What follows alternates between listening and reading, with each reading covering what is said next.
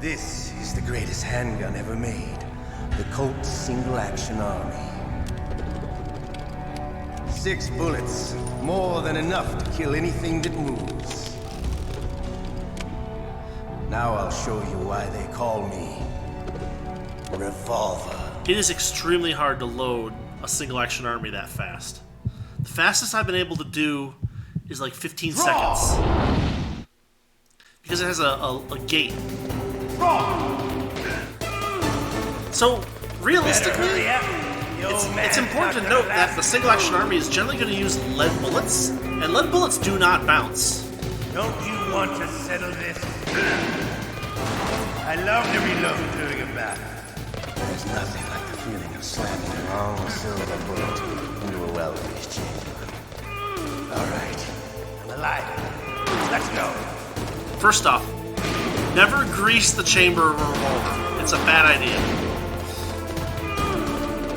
Grease burns. And when grease burns, it makes things sticky. And you don't want things to be sticky. I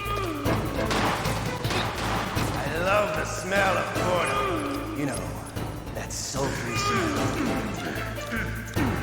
So cordite... But to you, it'll be the smell of your own death. Cordite is an old type of propellant for rounds, for bullets, that is so named because it was shaped like a bunch of little cords. It was used in really old British weaponry, but there's no way that Ocelot's weapon uses cordite. Wait a minute. I love the weight. Now, it's perfectly reasonable to produce 45 Colt.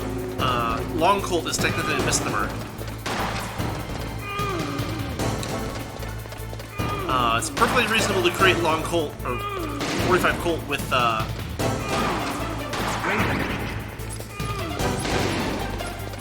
smokeless powder, but you can also do it with black powder. It's also important to note that the round that Snake is using in the SOCOM is the 45 ACP, or automatic Colt pistol.